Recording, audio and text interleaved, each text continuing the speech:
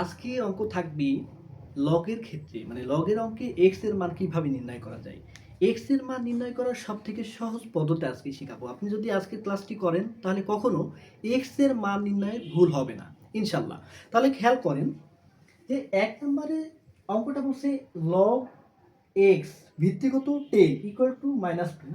আবার ২ নম্বর অঙ্কে বলছে লগ ৩২৪ এর ভিত্তিগত এক্স ইকুয়াল টু 4। এই অঙ্ক করার ক্ষেত্রে আমরা একটি সূত্র জানবো, সেটা হচ্ছে এ পর এক্স ইকুয়াল টু এন হবে তখনই যখন এর মান 0 থেকে বড় অথবা এর মান কখনো 1 হতে পারবে না। তখন এইটা যদি হয় তাহলে লগ এ পর এন ইকুয়াল টু এক্স হবে। এ পর এন ইকুয়াল টু এক্স হবে, তার মানে এইটা হচ্ছে আপনার সবসময় অঙ্কে দেওয়া থাকবে। এই হচ্ছে আপনার অঙ্ক। এই অঙ্ক থেকে আপনি এই সূত্রটা প্রয়োগ করে এক্স এর মান নির্ণয় করতে পারবেন। তাহলে কিভাবে করবেন দেখেন, মনে করেন এই অঙ্ক আর এই অঙ্কটার সাথে তুলনা করেন। এইখানে আপনার কত ভিত্তি কত এ, তার মানে এইখানে ভিত্তি কত 10, তার মানে এ এর মান মনে করেন এখানে 10, এ সমান 10। এখানে কত এন, এন মানে এইখানকার এন, এন মানে কত এখানে, এন মানে হচ্ছে এক্স, তাহলে এন মানে হচ্ছে আপনার এখানকার এন মানে হচ্ছে এখানকার এক্স। আবার এইখানকার এক্স মানে এখানে কত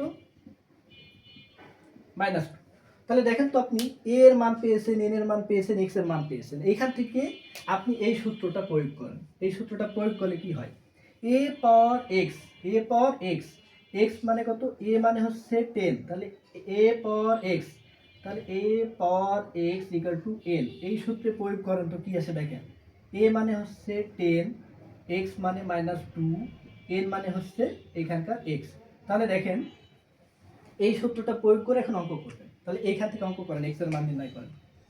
তাহলে এক্স ইকুয়াল টু 10 পাওয়ার -2, তাহলে এক্স ইকুয়াল টু কোনো কিছু পাওয়ার যদি ইনভার্স বা মাইনাস থাকে সেটা কি হয়ে যায় 1 বাই ওইটার উপর যেটা পাওয়ার আছে সেটা হয়ে যায়। তাহলে এক্স ইকুয়াল টু 1/100, 1/100।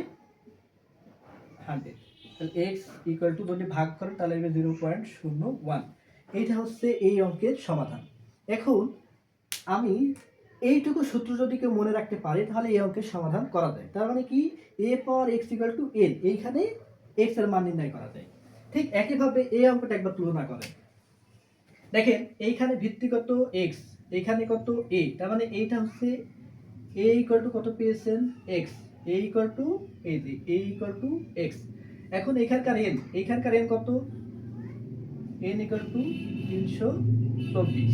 দেখেন এইখানকার এক্স, তার মানে এখানে এক্স কত, এক্স ইকুয়াল টু 4।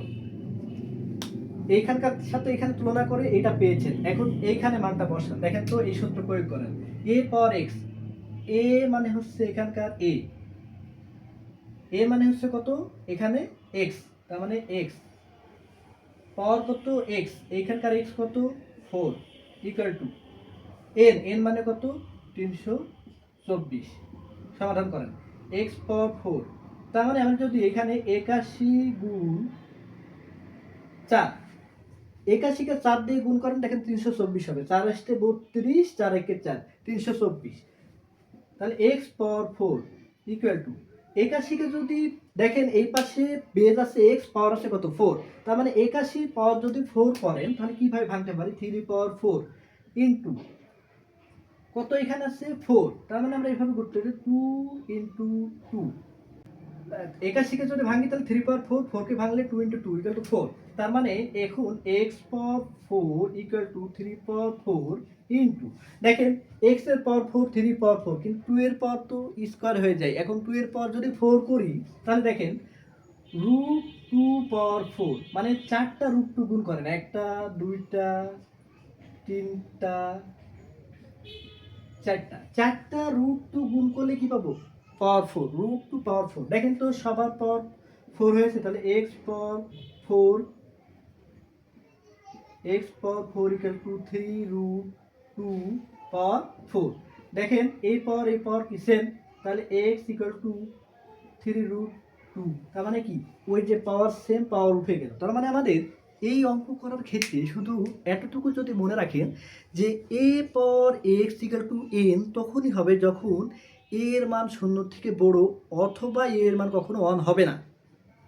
এই ক্ষেত্রে log a power log a power n equal to x, এই যে আমাদের সূত্র এইটার সাথে তুলনা করে এখানে মান বসাবেন। কি বললাম, সবসময় এইখানে এই অঙ্কটাকে তুলনা করবেন, তুলনা করে এখানে a মানে কত x, n মানে কত 324, x মানে কত 4, তার মানে এইখানে মান বসাবেন, মান বসিয়ে n এর যে মান পাবেন সেটাই হচ্ছে x এর মান।